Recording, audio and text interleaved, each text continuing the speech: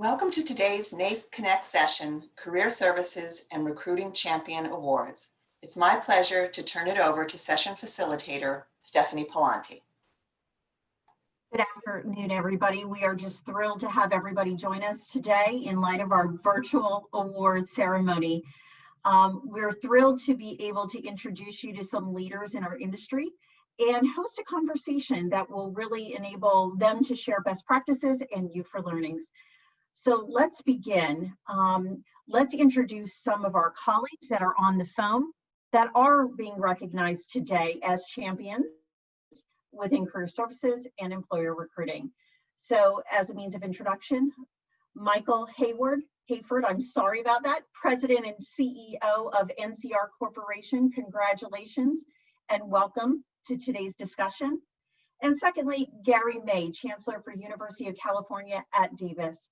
Also, welcome. So let's begin by having some conversation, if we could. What I'd like to start in recognizing the value that career services brings to your institution, Gary. If you can walk us through a little bit from your perspective. Sure, Stephanie, thank you. One of the goals of our strategic plan at UC Davis is to provide our students with an unparalleled education that prepares them for an increasingly global workforce. And career services is obviously a crucial part of this goal. Career services can help our students translate their passions and their education and their campus activities into their careers. My personal goal that I articulated for the campus when I arrived was for all of our students, each student to have either a job offer or a graduate school acceptance in hand when they walk across the stage and graduate. Now, we still have a ways to go there, but UC Davis has one of the largest internship programs in the nation. Close to 80% of our students take part in internships or hands-on research or experiential learning of some type. These experiences help our students to be competitive on the job market, certainly. And as a land-grant institution, UC Davis also has a public service mission. This means that making education and career services available to underrepresented students and those who need it the most. And at UC Davis, it turns out 44% of our students are the first in their families to even go to college. And 40% are from low-income households. So career services are critical to both social mobility and postgraduate earnings. These are both good indicators of how well the college experience is preparing our students to be successful in the workplace upon their graduation. Gary, thank you very much. And I'd like to flip the script a little bit with you, Michael. From an employer perspective, what is that strategic value for your organization? And if you could put your video on as well, please.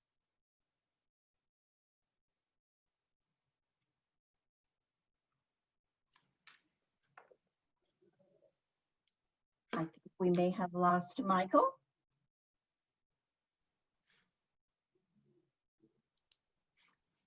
So let's pause a moment. Tony, perhaps as an NCR representative, you might be able to jump in the interim as we wait for Michael to rejoin us.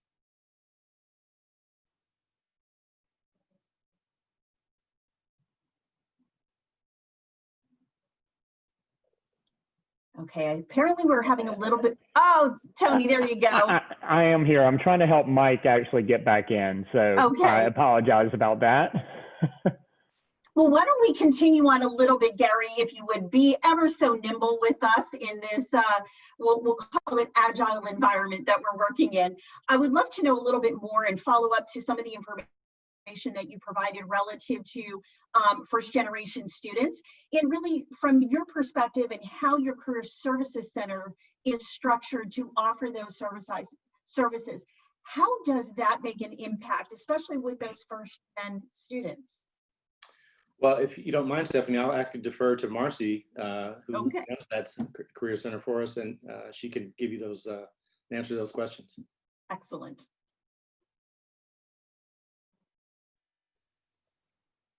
Marcie, you might need to take yourself off mute. There we go. Perfect. Well, sure. Can you all see me? We can. Yes. Okay, because I can't see me. So,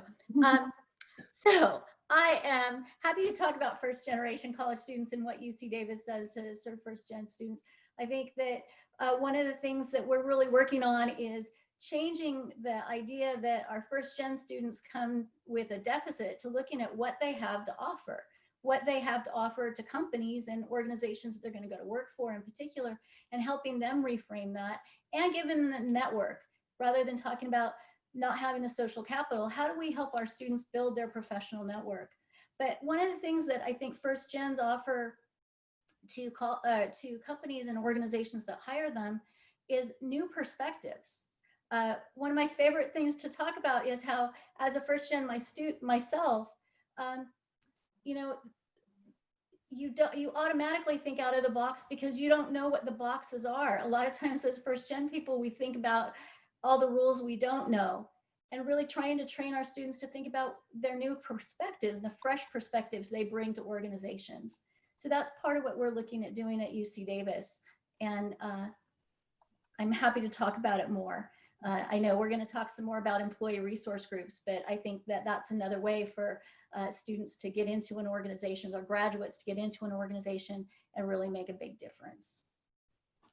Thank you very much, Marcie. And I believe we are joined now by Mike. We still might be having some technical difficulties. So we'll continue on a little bit, and maybe we go down the stream of talking a little bit about solely UC Davis, and then we'll flip to how you work with NCR. So Gary, if I may, when you're thinking about from a leadership perspective at UC Davis, what impact does career services make, and how does it matter to the entire university? Well, career services has a positive impact on many areas of our campus, including boosting student enrollment, strengthening alumni relations, and engaging corporate partners, just to name a few. Right now, these services matter more than ever. Just look out through the lens of current events. We have global pandemic and its impact on our economy, and nationwide protests and social justice movements that reflect the inequities that people of color experience. Higher education, career services, specifically as a part of higher education, can be and should be a part of the solution to some of these challenges. When we look at the pandemic's devastating impacts on our economy, career services can play an important role, obviously. That is preparing our students to succeed in an unusually difficult job market. The class of 2020 thought they would enter the labor market with a roughly 4% unemployment rate. That market is about 20% as opposed to 4%. So career services is going to have to be an important part of helping our students navigate that challenge. Excellent points that you talked about, sort of where we are current state. How do you see the role of career services playing a significant impact to the future student enrollment, student engagement, and certainly employment landscape as well, Gary? Well, career services is our doorway to new partnerships with industry and business. I mean, at UC Davis, we have programs like our Avenue program. This relies on partnerships with companies like Chevron and Genentech to help these students develop the skills that are necessary to succeed in their careers. And by the end of this panel, I'm hoping that we can have connections we can explore, perhaps with NCR and others that may be participating in CIGNA.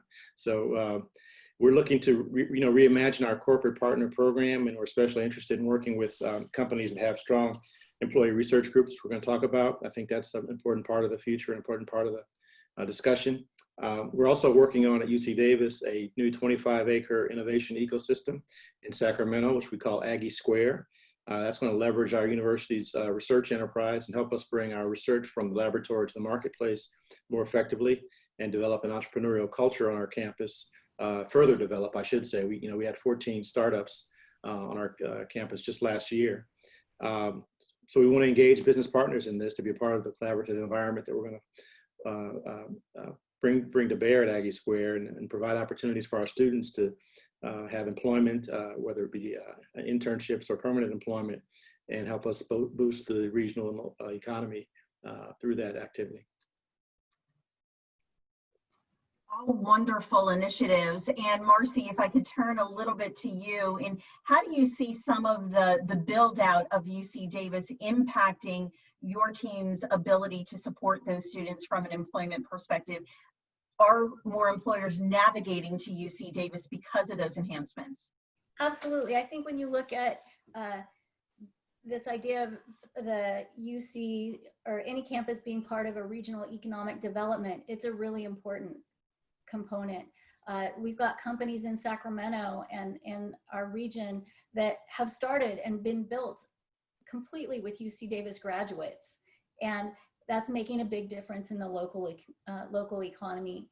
It's also a great way for our students to be able to do an internship while still attending classes. So our internship program is definitely a pipeline into a lot of those regional companies because students can still take classes and do an internship.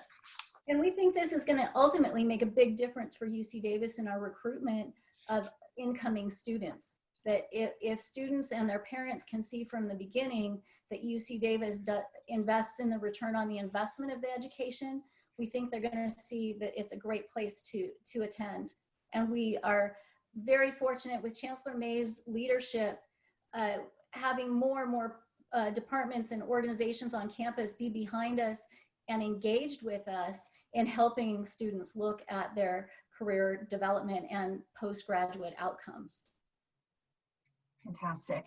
And I'll pose this question both to you, Gary, as well as maybe Marcie, if you could follow up from your perspective as well. Gary, what advice would you offer career services and leadership at other institutions in the sense of what can and should they be doing to demonstrate the value to the broader university? I would say, Stephanie, from a leadership perspective, I think it's important to engage the entire campus. One of the first steps to leveraging leadership is to leverage that leadership across all of the units and organization on the campus. Think about how career services ties in with the overarching strategic goals, which support student outcomes, and career services supports those. We've already talked about, to some degree, social mobility and postgraduate career earnings. Career services can also play a role in building impactful partnerships with businesses that provide these internships. They also support student employment and alumni relations. You quantify all the data available to ensure leadership across the campus understands the synergies and the value that career services brings. And as I mentioned, we also need to focus on and measure student outcomes. We need to align how we evaluate success with research that indicates the reason students enroll in the college in the first place is to enhance their career opportunities. Fantastic. And Marcie, your perspective? My perspective is, and I'm kind of looking at this question as our opportunity to give advice, because that's part of what the call was, is to really listen to your leadership. Odds are very high that most of the college folks on this call have leaders that are talking about and interested in career. Listen to them and take advantage of this window in time to do that. Make sure that you are providing them with the best data and be honest with your data.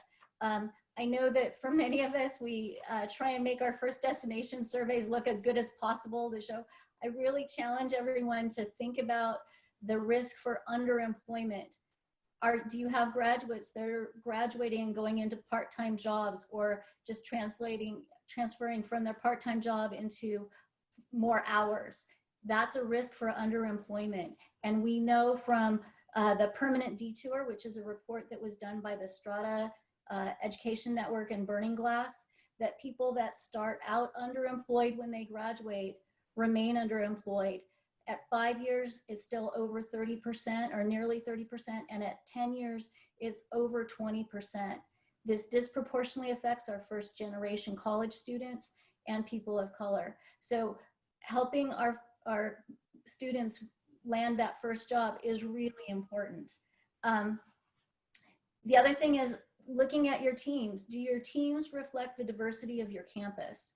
And if not, this is a really important time in our history as career services to really look at ourselves too and think about it. Are there barriers to entry to your jobs on campus?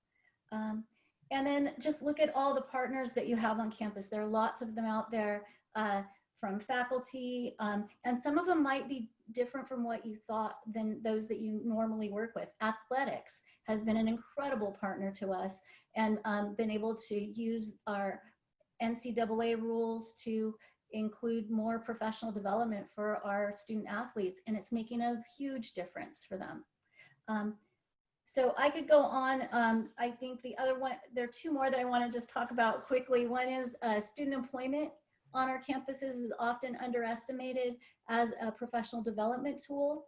And I think the next step in that is going to be matching careers or jobs on campus to careers with industry. So if you've got, for an example, we've got students that run our bus system. Our Unitrans bus system is completely student run. We've been working with companies that work in transportation to connect with those students who already have those transferable skills and help to make those connections for them and bridge that gap from college to career. And then I think the other thing is to just look at your career readiness training. Are you empowering your colleagues on your campus, whether it's academic advisors, faculty, other advisors, to talk about career readiness? And we're partnering with our colleagues at UC Irvine to bring some really terrific training to those folks on our campus. So those are a few, hopefully, tangible steps that people can think about taking on their campuses. Great, Marcie, thank you for that. And I'd like to sort of follow up with one of your statements, as well as Gary, what you mentioned earlier about, you know, the partnerships that you have with larger organizations like Genentech and potentially CIGNA and NCR moving forward.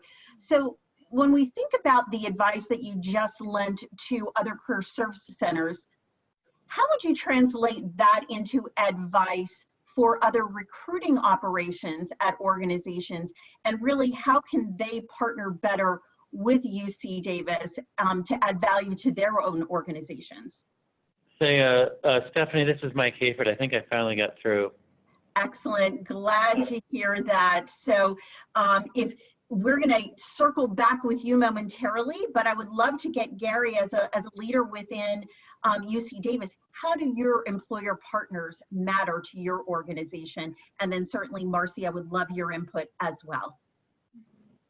Well, certainly, our industry partners are integral to our success in many ways. We talked about how obviously we want them to hire our students, and that's part of what I would consider a three-legged stool for a really good partnership. The other legs include collaborative activities such as research and supporting that research on our campus. And finally, there's an opportunity, I think, for our industry partners to help us with philanthropy, with supporting the students through scholarships and fellowships and those sort of activities. And I think when all those three legs are in place, you have a really solid partnership that can last for a long time and help both organizations. And I can build on that. I think that our industry partners allow us to try new things. They're great partners in piloting new projects and also sometimes providing the funding for that. I'll use Chevron as an example. Cynthia Murphy, who I need to check her title. She's the National Co-Chair for Diversity, Equity, and Affinity for NACE. She's been a fantastic partner to UC Davis. The funding that she's provided has allowed us to do things like placing career center staff in our culturally based student retention centers, in places like the Cross-Cultural Center, where we can interface with students that we sometimes don't see. And it's because of that kind of funding and partnership we're able to do that. Chevron has also helped us fund a veterans networking event that brings student veterans together with employers who are veterans to be able to build that kind of networking and give advice to students, veteran to veteran peer. Funding from Chevron also helped us, and others helped us put on our first employee resource group networking event that brought students that often don't come and see us to an event where they were networking with people that looked like them. It was also a great venue for us being able to reach out to companies that don't often recruit at Davis. I'll give you an example on that too. Apple Computer. Try as we might, we are not one of Apple's recruiting schools.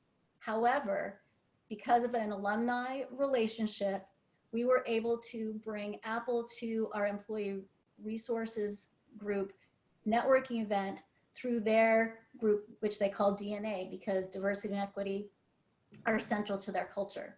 So those are some of the ways our corporate partners can help us. And I think that that's really a cornerstone of what Chancellor May's Aggie Square program is all about, is deeper partnerships with employers. And I will just put in a plug. We're working with Glenn Fowler, former president of NACE, to help us build out our corporate partners program. So if there are any companies that are listening that want to partner with us, especially those with strong ERG programs, let us know. You can reach out to me or to Glenn. Marcie, Gary, thank you very much for sharing a lot of the insights coming from UC Davis. I know it was very beneficial to me, as I'm sure many on the call have learned quite a bit as well. But now that we have Mike on the phone, we would love to learn a little bit more from the employer perspective. At NCR, Mike, obviously your role as CEO is quite critical. And I would love to get your input regarding the strategic value that recruiting brings to NCR. Yeah, thanks, Stephanie. I apologize for the challenges here. So I think most people on this call, maybe on a daily basis, bump into NCR. You do that getting money from an ATM from a B of A or Wells or JP Morgan. You get it at Whole Foods. You see our systems at Whole Foods. If you go to Walmart, you see us at McDonald's, at Chipotle, at Wendy's. So people see us almost every day in their daily lives and don't really think about NCR and who we are, what we do. But we're effectively a technology company that focuses on its engineering, both physical engineering, as well as our focus moving forward is on the software arena. So we are, if you think about it, a 136-year-old company and really in the middle of transforming from what would be more physically based, point of sale system or an ATM, into more software-based products and businesses. And if you think about that switch and the move, not only from a company perspective, but also from a skill set and an employee.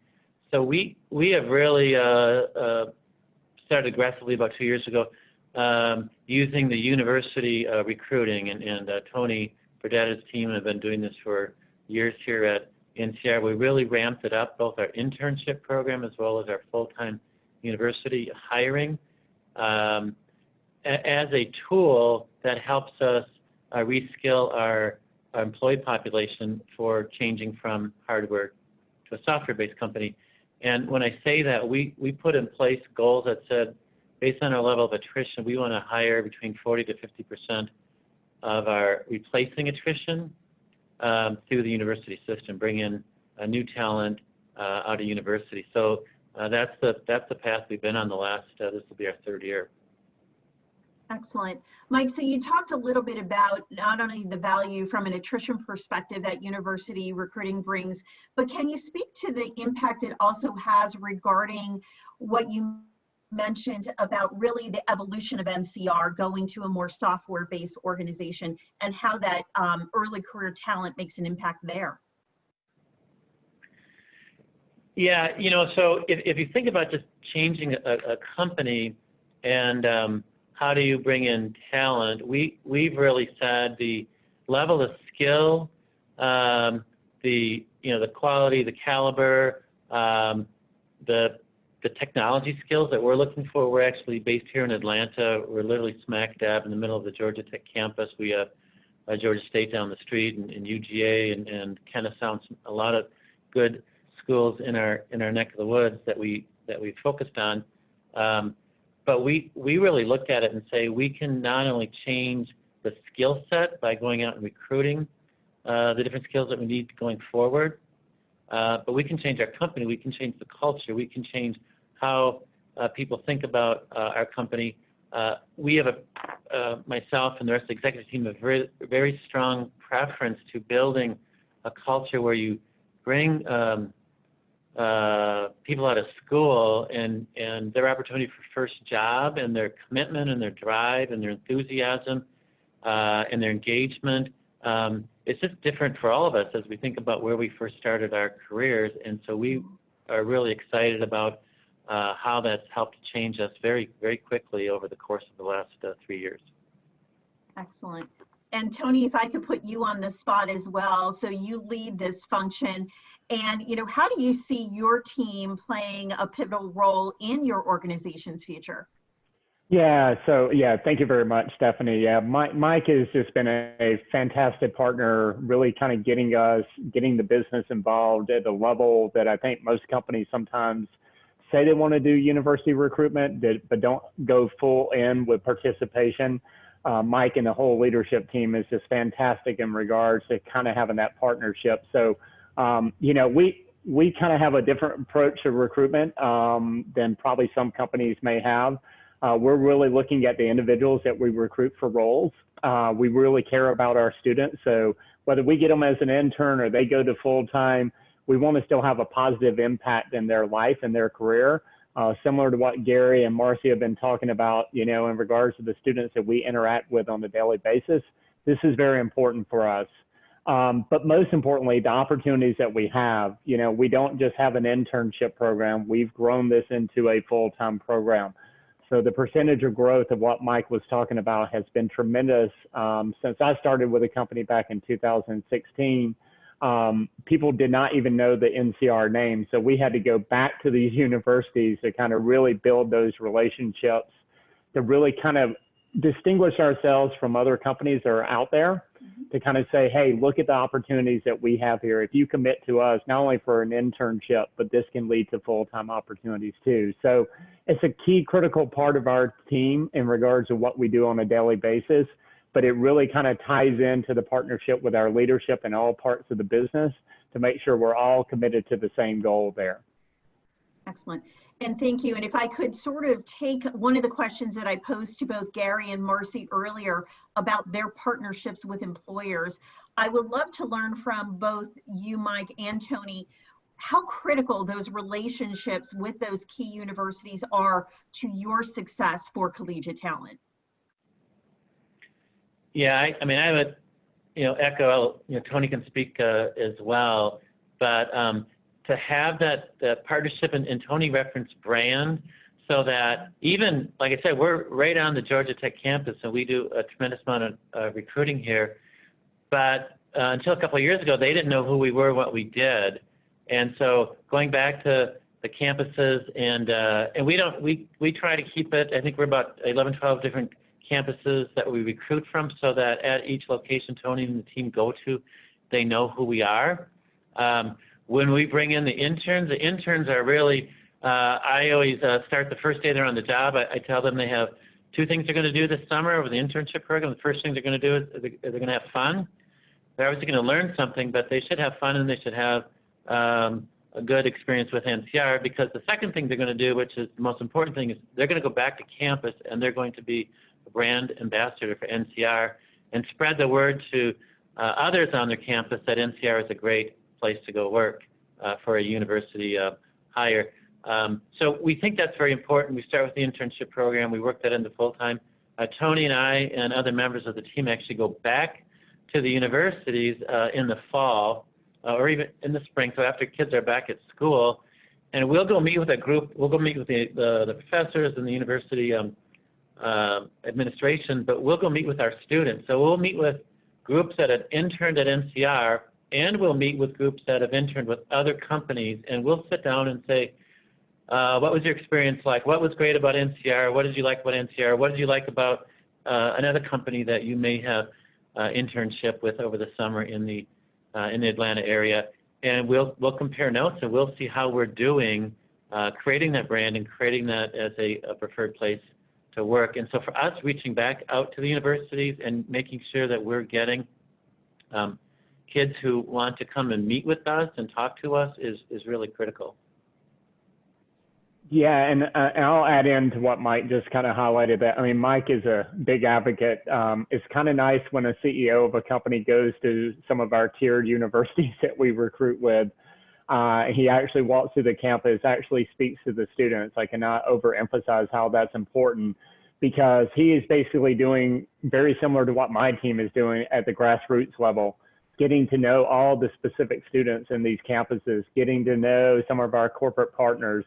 I would say, to be honest with you, Stephanie, it's the most important thing to university recruitment is that partnership between a company and their university partners.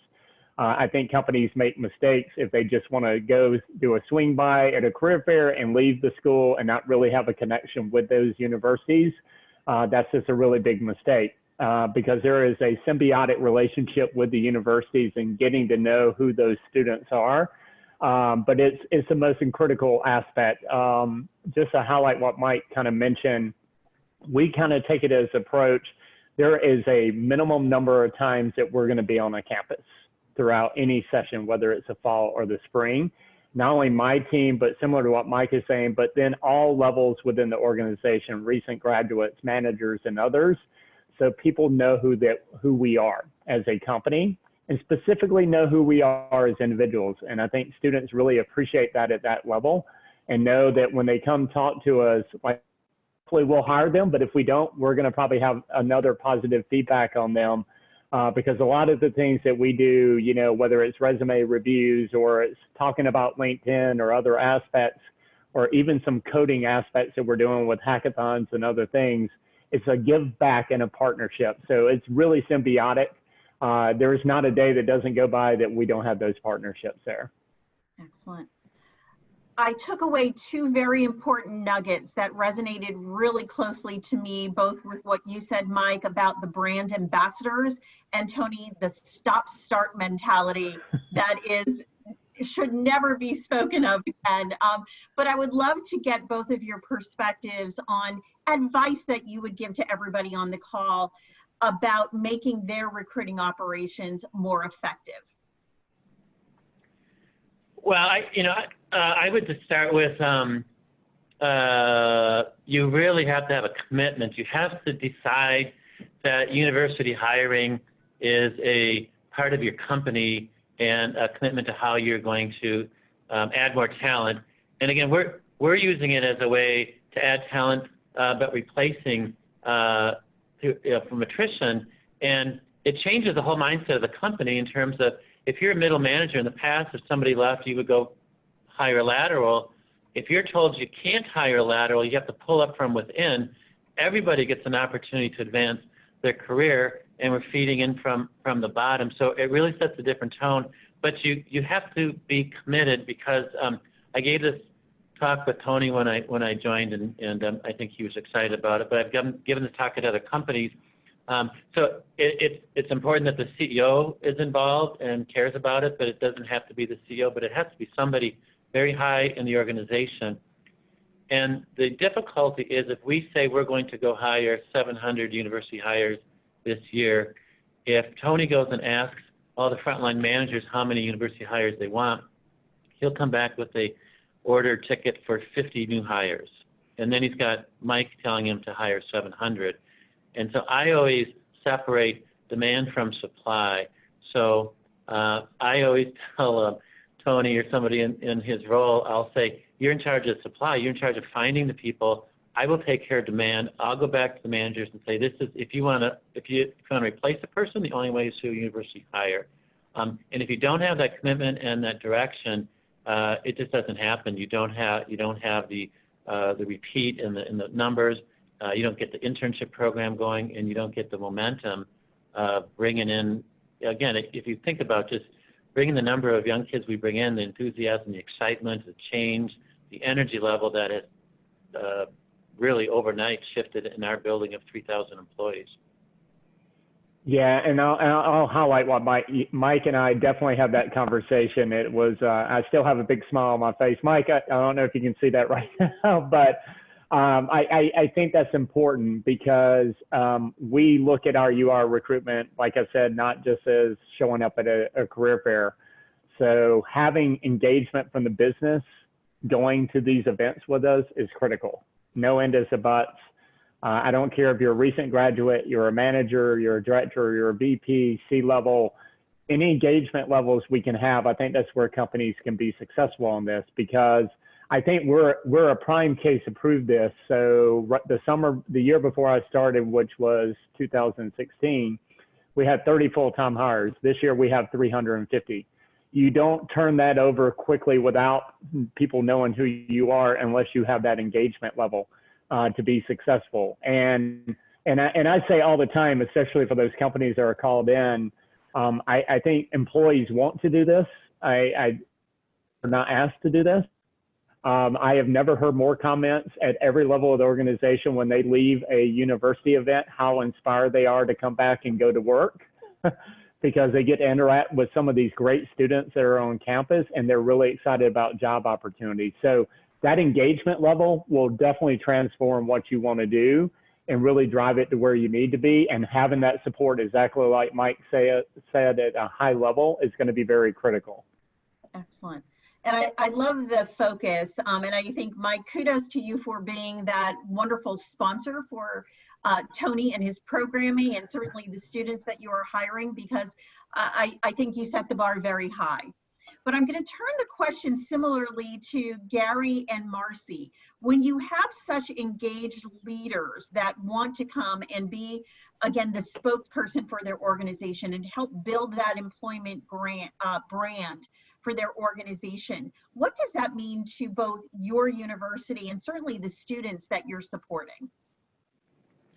Well, it gives the relationship instant credibility. I think if the leader is making time to be present and to be visible and to interact with you directly, it just lets everybody know how much of a priority it is for the company and how seriously they're interested in your university as a partner. So the students see that. We on the campus see that and value that, and I think it just makes for a better long-term collaboration. And I want to say, from our perspective, listening to Mike talk about the messaging he's sending from the top at his campus, I think that's why Gary Mays, the person that won this award, is because he's doing that at the university. So when, for the first time in 71 years, the Career Center was part of the Chancellor's tone-setting leadership retreat this fall. What that does is it makes our job as career services so much easier, because then we can go to departments and talk with faculty even and say, we'd like to help X company connect with students. Can you help us? And because they've heard from the highest level that this is a priority, and since this is NACE, I'm going to talk, this is our community, right? Sometimes we get that pushback that we're trying to vocationalize higher education when we try and do too many connections with employers and talk too much about career. And so having the high level support really makes all the difference for us to be able to have these kinds of connections.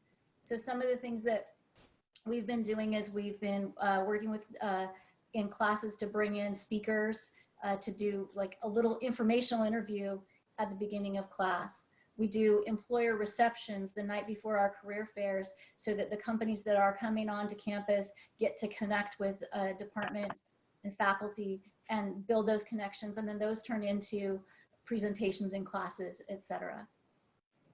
Excellent. Well, you just gave us a lot of food for thought as to what we could and should be doing on both sides of the fence. Before we open it up to those on the phone with us, Mike or Tony, when you think about best practices in that relationship building or in practices from a career service perspective, beyond what Marcie and Gary just mentioned, what recommendation would you have for those partnerships to our career services colleagues on today's call? Tony, you wanna start? Yeah, I'll start, Mike. Thank you. I think it's first and foremost, get to know those individuals personally. I think a big mistake is, we're just going to show up and, sit down, have a meeting, talk about the one thing I do specifically on my side with our partners and our university partners is we'll set up a 1 to 2 hour meeting and we'll go down and we'll sit down and say, here are the type of degrees we're looking for. Here are the type of roles that we're trying to fill. Let's collaborate and start mapping out a strategy. And what does that involve? I think a lot of times people just rush into things, but don't logically think about that. And even to another level, thinking about like proximity wise, when you're looking at campuses in proximity where students may live and might want to stay, and all the way down to, like I said, that degree level is going to be important, because the worst thing you want to do is show up at a campus and you don't have any of those hires that can go back. So all those things kind of come together, but it really does kind of build on that. And then for me, from our recruitment team, even this past week, I've had 3 major calls with our top 3 universities we recruit. We go through how the year went, what the number of hires we were, what the number of degrees, and then really starting to plan already as we're talking about June and July, what does the next cycle look like? So always kind of thinking ahead. And then probably the last thing I would say, I would really want to emphasize this. I think people have a tendency to think about it's a short window that you're on campus. I've always looked at this totally different. I think it's year round. If you want to really get to know a university and people like Gary and Marcie, you want to really be there more consistently. And if you don't do that, you're not going to build that relationship, and then you're never going to really get to know those students and individuals there also. Mike, I don't know if there's anything you want to add to that. Well, I'm just going to add a little personal experience for myself as it relates to career services. So I went to a public university up in the state of Wisconsin many years ago, and at our school, we had a person by the name of Carla Stanek who literally placed me as an intern and placed me as a full-time job. And she, got to learn my background, my skill set, my personality at a point where she would say, this company's here, you really want it. And she totally steered me a different direction from where I thought I was going to go for both intern and full-time job. And she said, you need to go talk to this company, or you should go to this company. And I relate back to what, Tony does on a full-time basis, and I do periodically as we make our trips to the schools, the campuses, and work with the career services. And as we work with the kids, it's not just about a student coming and having an internship or having a job or getting some technology experience.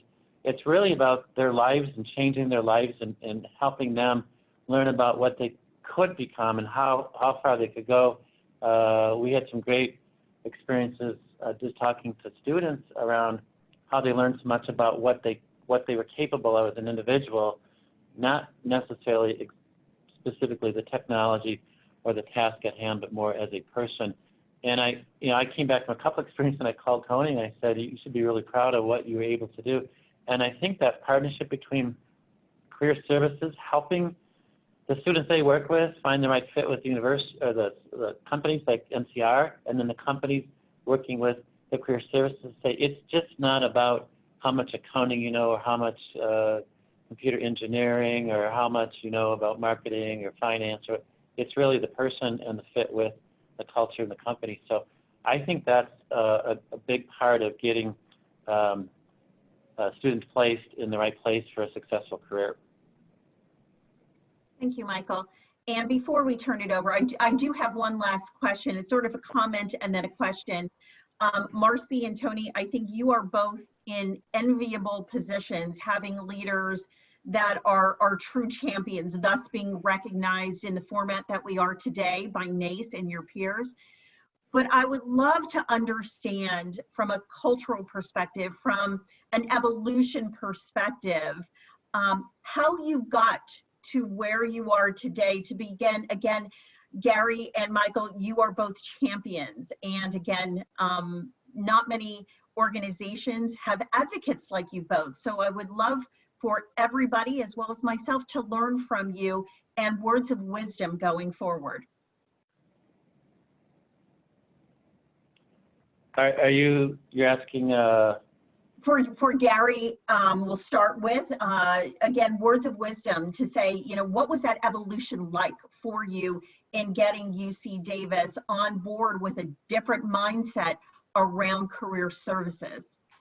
Yeah, well, thanks, Stephanie. I think, it's been about, to some degree, a culture change for UC Davis. Marcie talked about some of our folks thinking of career services as vocationalizing higher education. You actually hear that quite a bit from faculty who don't appreciate how important it is for us, especially as a public institution, to provide some return on the investment for our students and their families. So, you know, it's really, I don't think we're completely there yet, but it's a matter of me kind of being a consistent messenger about the fact that our students deserve a career, and a good career, where they can have some leadership and have a quality of life when they graduate. And it's our responsibility to prepare them for that. So we have a dual responsibility of not just educating them, but also preparing them for whatever their career is going to be. And we can't trivialize that by saying, oh, that's vocational. That's really part of our responsibility. And I have to keep saying it over and over again. And hopefully, you know, as time goes on, the message sinks in. I also think it's important to show, you know, real concrete examples. I mean, Marcie's a part of one of our fundraising goals for the campus, which we call Aggie Launch, which is essentially, as a part of our capital campaign, we're going to direct our donors toward opportunities to help our students become better prepared for careers and what they do after they leave the campus. And I think it's pretty significant to put that as one of your, you know, in our case, 6 pillars of your campaign, right? To say that that's that important to the university. And eventually the entire campus community takes note of that and understands that that's a high priority. Thank you, Gary. And Tony, I know you mentioned about being with the organization since 2016, and then when Mike joined, obviously there was a meeting of the minds. I would love to learn from you both too, what that evolution was like, and to touch upon Gary's words, you know, the change of culture internally to make that happen. Yeah, this is Mike. I'm not sure I'd use the word evolution. I think I might use a more strong word like revolution or transformation or abrupt change, if you will. And again, I think, you know, Tony being relatively new, and I've been here a little over 2 years, and we have a new management team, and we have a new strategy and a direction where we're going. We're trying to change a company. And again, it goes back to a belief. You have to believe that hiring students is going to create a better company, better talent, better skills, better initiative, better culture, and then go do it. And so we really set about, I mean, I don't know, it might have been my 3rd day of work here back in 2018, and I asked how many we had planned to hire out of universities in 2018, and I got a number that was very low. And I set a target of, we're going to do 500. And I don't think we got to 500 that first go around, but we said we're committed to doing that. So I've had a lot of support from some of the other new managers that are on board here. Our CTO is very supportive and going aggressively to hire his skills. Our COO, our head of sales has joined in, our head of professional services. So our whole team now has gotten on board with the strategy to bring on, you know, students and really fill our pipeline of talent from the bottom of the organization and then recruit up. Yeah, and I would add into what, I mean, Mike is absolutely right about a revolution. This was a huge change for NCR. With about a year or so, I was there before Mike arrived, and you know, but it's also just the belief in what you're going to be doing. You know, have that trust in regards to what you're going to be approaching, and then work throughout the organization to make sure you get those people really involved, so they understand where you're trying to go from that opportunity. Because you'd be surprised, within organizations that are usually very large, and you never know who's really involved and wants to be part of this process. But when you open up that door, you realize you have a lot of great partners that want to go out there and go to the campus and make those connections and do the right thing for the students and for those universities you want to be partnering with.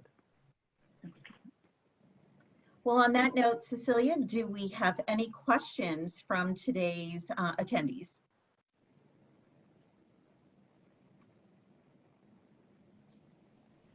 No, we don't have any as of yet, Stephanie.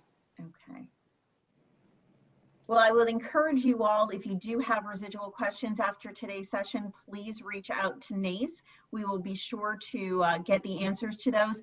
But on that note, I'd like to close out today's session by just reinforcing a lot of those messages that we heard, and give thanks to both Gary and Michael for their leadership at both of their organizations. I think, again, to wrap it up nicely, you both are in the business of educating, providing experiences, and preparing today's generation for employment. And I thank you for being champions for both of your organizations and making our professions that much easier along the way. So congratulations on your recognition. We acknowledge everything that you've done and bring to your organizations, and thank you for your contributions. Thank you, Stephanie. Thank you to Nace for this honor, and thank you to Marcie for nominating me for this honor, and it's been a pleasure. Yes, thank you very much, and same Tony for really being a champion and a partner. We have a lot of fun doing this, so I really appreciate that, Tony. And I want to say thank you to Nace for making this available online, because more of our colleagues at Davis were able to participate. I know we have some alumni and some corporate partners that were here today that would not have been in Minnesota. So thank you for all it took to get this online.